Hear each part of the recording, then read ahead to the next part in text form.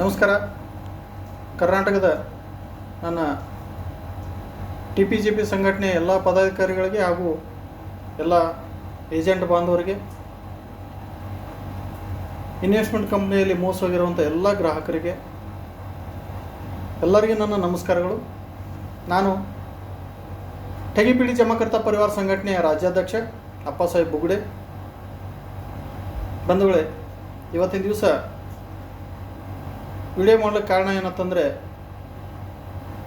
ನಾನು ಮತ್ತು ಬೆಂಗಳೂರು ನಗರ ಒಬ್ಬ ತಾಲೂಕು ಅಧ್ಯಕ್ಷರು ಹಿರಿಯರು ಮುನಿಯಪ್ಪ ಸರ್ ಅವರು ನನ್ನ ಜೊತೆ ಇದ್ದಾರೆ. ನಾನು ಮುನಿಯಪ್ಪ ಸರ್ ಇಬ್ಬರು ದೆಹಲಿಯಲ್ಲಿದ್ದೀವಿ. ದೆಹಲಿಯಲ್ಲಿ ಬಂದ ಕಾರಣಕ್ಕೆ ನಾನು ವಿಡಿಯೋ ಮಾಡಿ ಬಿಡ್ತಾಯಿದ್ದೀನಿ. ಬಹಳಷ್ಟು ದಿವಸ ಮಧ್ಯಂತರ ನಮ್ಮದು ಸಂಘಟನೆ ಸೈಲೆಂಟ್ ಆಗಿತ್ತು. ಕಾರಣ ಜನ ಸುಮ್ಮನಿರೋದಕ್ಕೆ, ಬೆಳಗಾವಿ ಅಧಿವೇಶನದಲ್ಲಿ ಜನ ಬರದೇ ಇರೋ ಕಾರಣಕ್ಕೆ ನಾವು ಸೈಲೆಂಟ್ ಆದ್ವಿ, ಜನನೂ ಅಷ್ಟಕ್ಕಷ್ಟೇ ಸೈಲೆಂಟ್ ಆದರು. ಬಂಧುಗಳೇ,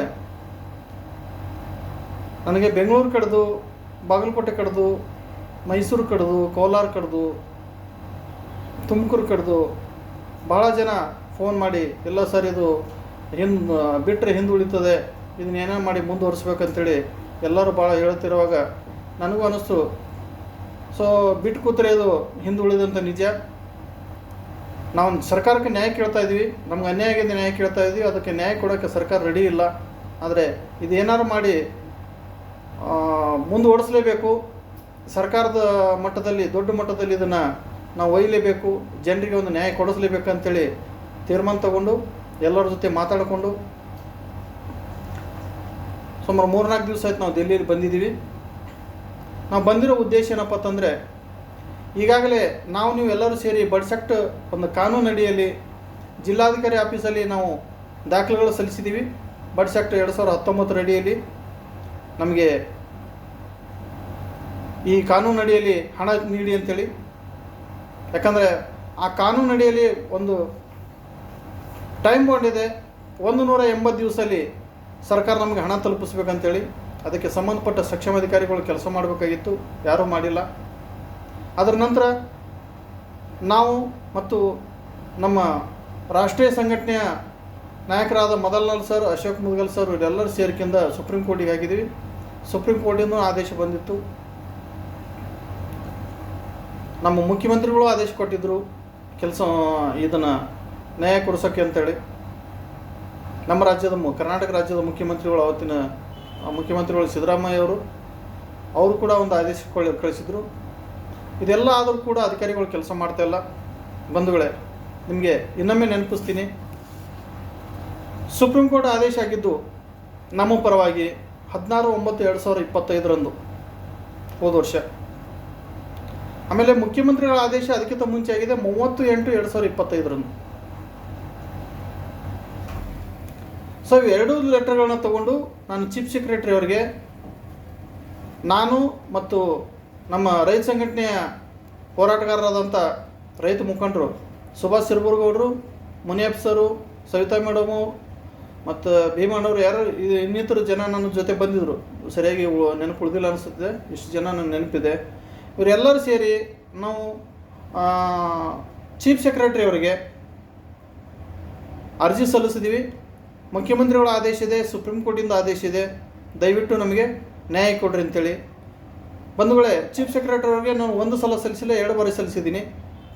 ಅಂದರೆ ಆದೇಶ ಬಂದ ಮೇಲೆ, ಅದಕ್ಕಿಂತ ಮುಂಚೆ ಸಾಕಷ್ಟು ಸಲ್ಲಿಸಿದ್ದೀವಿ ಬಿಡಿ. ಆದೇಶ ಬಂದ ಮೇಲೆ ಅದೇ ಲೆಟರ್ನ 2 ಬಾರಿ ಸಲ್ಲಿಸಿದ್ದೀವಿ. ಒಂದು 25/9/2025 ಸಲ್ಲಿಸಿದ್ದೀವಿ, 2ನೇ ಬಾರಿ 13/10/2025 ಸಲ್ಲಿಸಿದ್ದೀವಿ.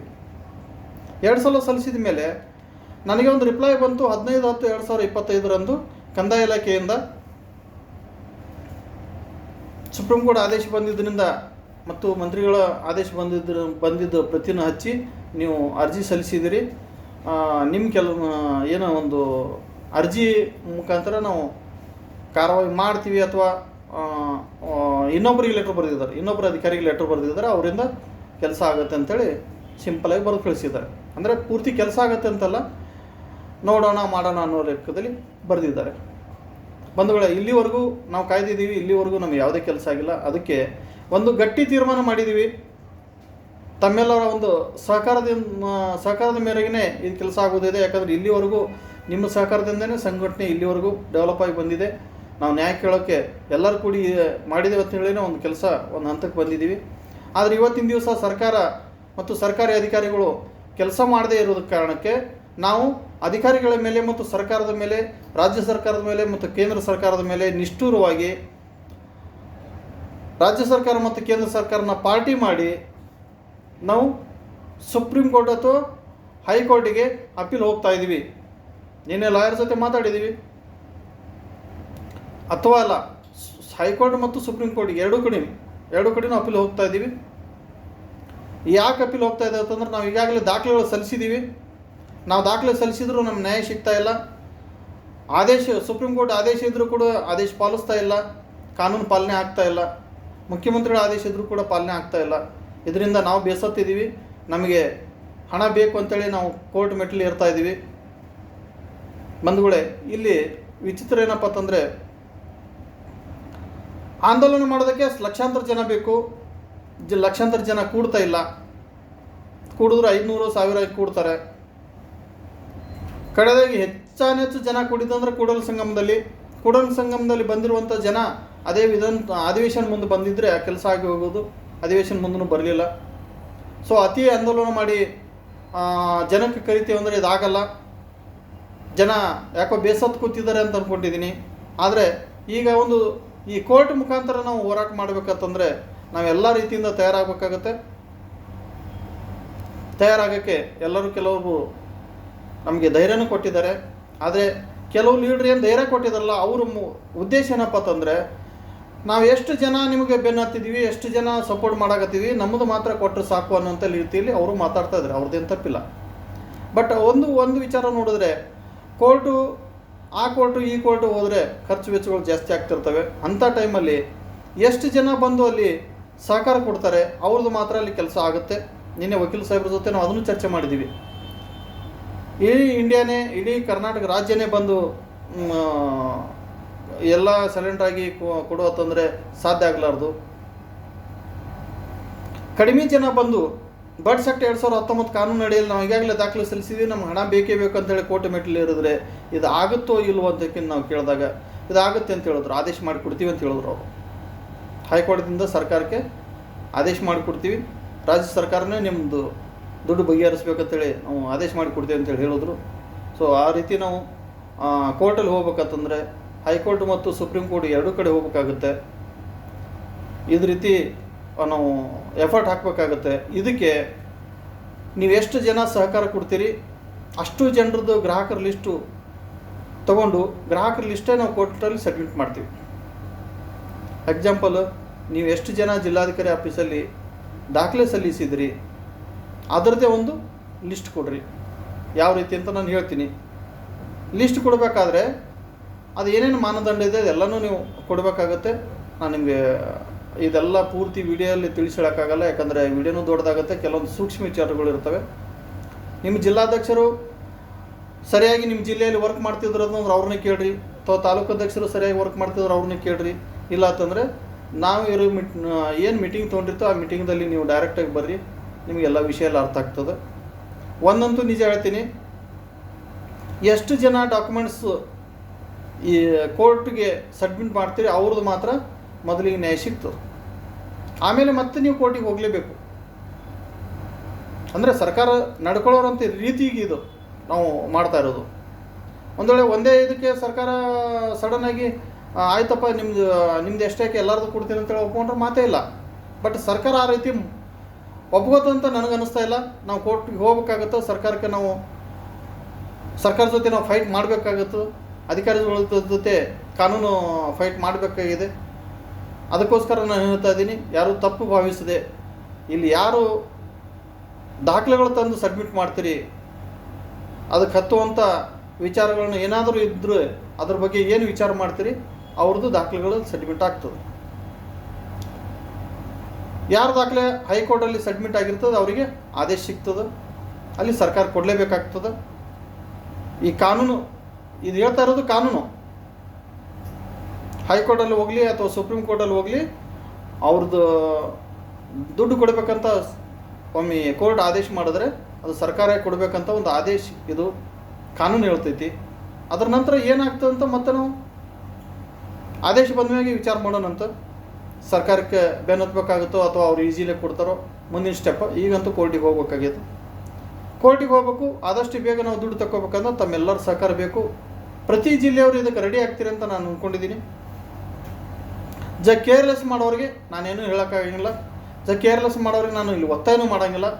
ಯಾಕಂದರೆ ಎಲ್ಲರೂ ನೀವು ಕೋರ್ಟಿಗೆ ಬನ್ನಿ ಅಂತೇಳಿ ನಾನು ಅನ್ನಲ್ಲ. ನಿಮ್ಮ ಶಕ್ತಿ, ಬರೋದಾದ್ರೆ ಬರ್ರಿ, ಬಿಡೋದಾದರೆ ನಿಮ್ಮ ಇಷ್ಟ. ನೀವು ಎಲ್ಲರೂ ಬಂದು ಸಹಕಾರ ಕೊಡ್ತೀನಿ ಅಂದರೆ ಎಲ್ಲರ ದುಡ್ಡು ತೆಗಿಯೋಕ್ಕೆ ನಮಗೆ ಈಸಿ ಆಗ್ತದೆ.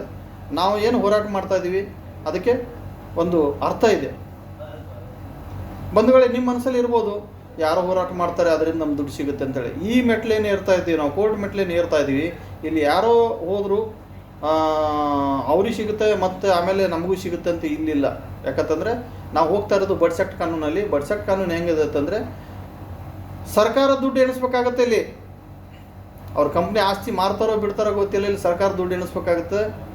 ಸರ್ಕಾರಕ್ಕೆ ನಾವು ಕಲೆ ಬೀಳ್ತೀವಿ. ನಾವು ಯಾವ ಕಂಪ್ನಿ ವಿರುದ್ಧ ನಾವು ಹೋಗಲ್ಲ, ಸೀದಾ ಸರ್ಕಾರದ ವಿರುದ್ಧ ಹೋಗ್ತೀವಿ.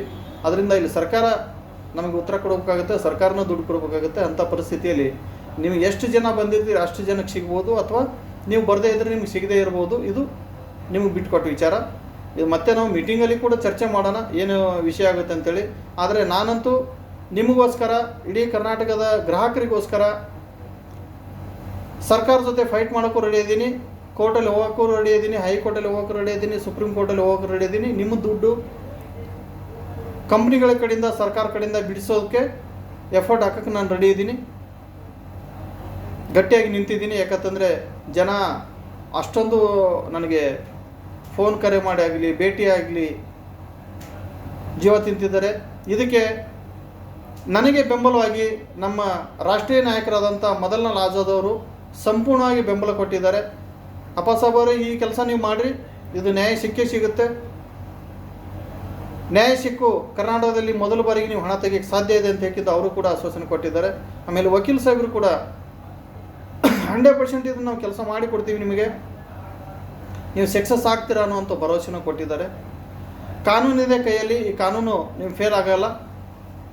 ಸರ್ಕಾರ ಯಾವುದೇ ರೀತಿಯಿಂದ ಹಿಂದೆ ತುಳಿತಿರ್ಬೋದು, ಆದರೆ ಈ ಕಾನೂನು ಹಿಡ್ಕೊಂಡು ಹೋದರೆ ನಿಮ್ಮ ಕೆಲಸ ಸಕ್ಸಸ್ ಆಗುತ್ತೆ. 4 ದಿವಸ ಹೆಚ್ಚು ಕಮ್ಮಿ ಆದರೂ ಕೂಡ ಇದು ಕೆಲಸ ಆಗುತ್ತೆ ಅನ್ನುವಂಥ ಭರವಸೆ ನಮಗೆ ಸಂಪೂರ್ಣವಾಗಿ ಕೊಟ್ಟಿದ್ದಾರೆ. ವಕೀಲರು ಸ್ವಲ್ಪ ಭರವಸೆ ಕೊಟ್ಟಿದ್ದಾರೆ, ನಮ್ಮ ಸಂಘಟನೆ ನಾಯಕರು ಭರವಸೆ ಕೊಟ್ಟಿದ್ದಾರೆ. ಈ ಬಾರಿ ಮೊದಲ ಬಾರಿ ಸುಪ್ರೀಂ ಕೋರ್ಟಲ್ಲಿ ಅಶೋಕ್ ಮುದ್ಗಲ್ ಸರ್ನ ಅಪ್ಲಿಕೆಂಟ್ ಮಾಡಿದರು. ಈ ಬಾರಿ ಈ ಕೇಸಲ್ಲಿ ಅಪ್ಲಿಕೆಂಟ್ ನಾನು ಸ್ವತಃ ಆಗ್ತಾ ಇದ್ದೀನಿ. ಮದನ್ಲಾಲ್ ಸರ್ ನನಗೆ ಅಪ್ಲಿಕೆಂಟ್ ಆಗುತ್ತೆ ಹೇಳಿದ್ದಾರೆ. ಯಾವುದು ಇವತ್ತು ಸುಪ್ರೀಂ ಕೋರ್ಟಿಗೆ ಹೋಗಲಿ, ಹೈಕೋರ್ಟಿಗೆ ಹೋಗಲಿ, ಅಪ್ಲಿಕೆಂಟಾಗಿ ನಾನೇ ಇರ್ತೀನಿ, ಕೇಸ್ ನಿಭಾಯಿಸಲಿಕ್ಕೂ ನಾನೇ ಇರ್ತೀನಿ. ಇದು ಜವಾಬ್ದಾರಿ ನನಗೆ ಒಪ್ಪಿಸಿದ್ದಾರೆ. ಬಂಧುಗಳೇ, ಕರ್ನಾಟಕದ ಜನ ನ್ಯಾಯ ತೊಗೊಳ್ಳೋದಾದರೆ ನಾವೆಲ್ಲರೂ ಒಕ್ಕಟ್ಟಾಗಿ ಇದನ್ನು ಒಂದು ನ್ಯಾಯ ತೊಗೊಳ್ಳೋಕ್ಕೆ ಎಲ್ಲರೂ ಒಕ್ಕಟ್ಟಾಗೋಣ. ಸಾಧ್ಯ ಆದಷ್ಟು ಎಲ್ಲರೂ ತಾವೇನು DC ಆಫೀಸಲ್ಲಿ ಕೊಟ್ಟಿದ್ರು ಅದರಲ್ಲಿ ಜೆರಾಕ್ಸ್ ಪ್ರತಿ ತೊಗೊಂಡು ಅದರ ಜೊತೆ ಒಂದು ಲಿಸ್ಟ್ ಮಾಡಬೇಕಾಗುತ್ತೆ. ಅಂದರೆ ನಿಮ್ಮದು ಆಧಾರ್ ಕಾರ್ಡು ಮತ್ತು ನೀವು ಕೊಟ್ಟಿರುವಂಥ ಅಪ್ಲಿಕೇಶನ್ ಸರ್ಟಿಫಿಕೇಟ್ ನಂಬರು ಇವೆಲ್ಲನೂ ಕೂಡ ಒಂದು ಲಿಸ್ಟ್ ಮಾಡಿ ನಾವು ಕೋರ್ಟಿಗೆ ಕೊಡಬೇಕಾಗುತ್ತೆ. ಎಲ್ಲ ಜಿಲ್ಲೆಯವರು ವಿಷಯನ ತಿಳ್ಕೊಂಡು ನೀವಾಗಿ ಮೀಟಿಂಗ್ ಮಾಡಿಕೊಂಡ್ರು ಸರಿ, ಅಥವಾ ನನ್ನ ಕರೆಸಿದ್ರು ಸರಿ. ಎಲ್ಲ ಜಿಲ್ಲೆಗೆ ನಾನು ಮೀಟಿಂಗ್ ಬರೋಕ್ಕಾಗಲ್ಲ ಅಂತ ಅಂದ್ಕೊಂಡಿದ್ದೀನಿ. ಯಾಕಂದರೆ ಫುಲ್ ಟೈರ್ಡ್ ಆಗುತ್ತೆ, ಆಗ್ತಾಯಿಲ್ಲ. ಸೊ ನೀವೇ ಮಾಡಿಕೊಂಡ್ರು ಸರಿ, ಒಂದು ಹೊಂದಾಣಿಕೆಯಾಗಿ ಬೇಗ ಇದಕ್ಕೆ ಒಂದು ತೀರ್ಮಾನ ಮಾಡಿ ನಾವು ಕೋರ್ಟಿಗೆ ಸಬ್ಮಿಟ್ ಮಾಡೋಣ. ಕೋರ್ಟಿಂದನೇ ನಾವು ನ್ಯಾಯ ತೊಗೊಳ್ಳೋಣ. ಯಾಕಂತಂದರೆ ಭಾಳ ಜನ ಹೇಳ್ತಿದ್ರು ಇದು ಕೋರ್ಟಿಂದನೇ ಆಗುತ್ತೆ, ಆಂದೋಲನ ಆಗಲ್ಲ ಅಂದ್ರೆ. ಆಂದೋಲನ ಆಗುತ್ತೆ 100%. ಯಾಕಂದರೆ ಆಂದೋಲನಕ್ಕೆ ಒಂದು ಶಕ್ತಿ ಇದೆ. ಆದರೆ ಆಂದೋಲನದಲ್ಲಿ ಜನ ಜಾಸ್ತಿ ಕೂಡದೇ ಇರೋದ್ರಿಂದ ಇದು ಫೇಲ್ ಆಗ್ತಾ ಇದೆ. ಇವಾಗ ಕೋರ್ಟ್ ಮೆಟ್ಟಲ್ಲಿ ಇರೋಕ್ಕೆ ನಾವು ರೆಡಿಯಾಗಿದ್ದೀವಿ. ಕೋರ್ಟಿಗೆ ಏನೇನು ಬೇಕಾಗ್ತದೆ ಎಲ್ಲ ವ್ಯವಸ್ಥೆನೂ ನಾವು ಮಾಡ್ಕೋತಾ ಇದ್ದೀವಿ. ನಾಳೆ ನಾನು 2-3 ದಿವಸದಲ್ಲಿ ವಿಜಯಪುರಕ್ಕೆ ಬರ್ತೀನಿ, ಕರ್ನಾಟಕಕ್ಕೆ ಬರ್ತೀನಿ. ಅವಾಗ ಎಲ್ಲ ಕಡೆ ಒಂದು ಮೀಟಿಂಗ್ಗಳು ಮಾಡಿಕೊಂಡು ಎಲ್ಲರೂ ಒಂದು ರೀತಿಯಿಂದ ಒಮ್ಮತದಿಂದ ಒಕ್ಕಟ್ಟಾಗಿ ಈ ಪ್ರಾಬ್ಲಮ್ನ ಸಾಲ್ವ್ ಮಾಡ್ಕೊಳ್ಳೋ ರೀತಿಯಲ್ಲಿ ನಾವು ಹೋಗೋಣ ಅಂತ ಹೇಳ್ತಾ, ತಮ್ಮ ಎಲ್ಲರ ಸಹಕಾರ ನನ್ನ ಜೊತೆ ಇರುತ್ತೆ ಅಂತ ಹೇಳ್ತಾ, ಒಂದು ವೇಳೆ ನೀವು ಸಹಕಾರ ಕೊಡದೇ ಹೋದರೆ ಇಂಥ ಒಂದು ದೊಡ್ಡ ಒಂದು ಕೆಲಸಕ್ಕೆ, ಯಾಕಂತಂದರೆ ಒಂದು ಸರ್ಕಾರದ ವಿರುದ್ಧ, ರಾಜ್ಯ ಸರ್ಕಾರದ ವಿರುದ್ಧ ಮತ್ತು ಕೇಂದ್ರ ಸರ್ಕಾರದ ವಿರುದ್ಧ ಕೇಸು ದಾಖಲು ಮಾಡಿಕೊಂಡು ನಾವು ಸರ್ಕಾರಕ್ಕೆ ಪಾರ್ಟಿ ಮಾಡಿಕೊಂಡು ಹೋಗೋ ಟೈಮಲ್ಲಿ ನೀವು ಸಹಕಾರ ಮಾಡದೆ ಹೋದರೆ ಇದು ಕೂಡ ಇಲ್ಲಿಗೆ ಕೈ ಬಿಡುವಂಥ ಪರಿಸ್ಥಿತಿ ಬರ್ತದೆ. ಅದು ಅನಿವಾರ್ಯ, ನಾನೇನು ಮಾಡೋಕ್ಕಾಗಲ್ಲ. ನಾನಂತೂ ರೆಡಿಯಾಗಿ ನಿಂತಿದ್ದೀನಿ. ಜನರ ಕಲ್ಯಾಣಕ್ಕೋಸ್ಕರ, ಜನರ ಹಣ ಮರುಪಾವತಿಗೋಸ್ಕರ ನಾನು ಕಷ್ಟಪಡೋಕ್ಕೂ ರೆಡಿ ಇದ್ದೀನಿ. ಏನೇ ಕಷ್ಟ ಬಂದರೂ ಎದುರಿಸೋಕ್ಕೂ ರೆಡಿ ಇದ್ದೀನಿ. ತಮ್ಮ ಸಹಕಾರ ನನ್ನ ಜೊತೆ ಇದ್ದರೆ ನಾನು ನಿಮ್ಮ ಜೊತೆ ಯಾವಾಗಲೂ ಇರ್ತೀನಿ ಅಂತ ಹೇಳ್ತಾ, ತಮ್ಮೆಲ್ಲರ ಸಹಕಾರ ನನಗೆ ಬೇಕು. ಇನ್ನು ಮುಂದೆ ತಾವೆಲ್ಲರೂ ಒಕ್ಕಟ್ಟಾಗಿ ನನಗೆ ಸಹಕಾರ ನೀಡಬೇಕಂತ ಹೇಳ್ತಾ ತಮ್ಮೆಲ್ಲರಿಗೆ ಕೇಳ್ಕೊತೀನಿ. ಬಂಧುಗಳೇ,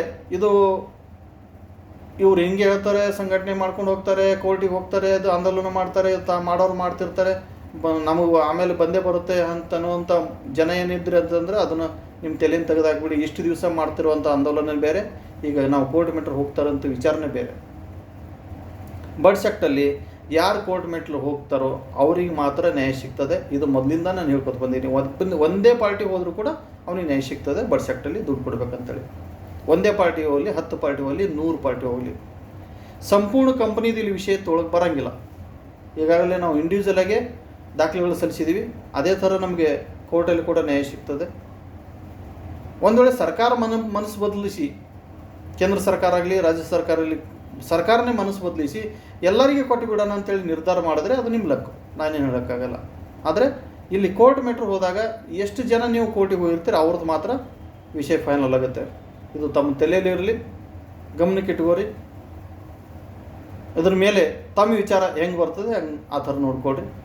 ಬಂಧುಗಳೇ, ತಮ್ಮೆಲ್ಲರ ಸಹಕಾರ ನಿಮಗೋಸ್ಕರ ನೀವು ಒಕ್ಕಟ್ಟಾಗ್ತೀರಿ ಅಂತೇಳಿ ನಾನು ಅಂದ್ಕೊಂಡಿದ್ದೀನಿ. ತಾವೆಲ್ಲರೂ ಒಕ್ಕಟ್ಟಾಗಿ ಮುಂದೆ ಬಂದರೆ ಮುಂದಿನ ಕೆಲಸ ಸುಗಮವಾಗಿ ಸಾಗ್ತದೆ. ಇದನ್ನು ಸಕ್ಸಸ್ ಮಾಡಿ ತೀರೋಣ ಅಂತೇಳಿ ನನ್ನ ಒಂದು ಅನಿಸಿಕೆ ಇದೆ. ನಮಸ್ಕಾರ ಬಂಧುಗಳೇ.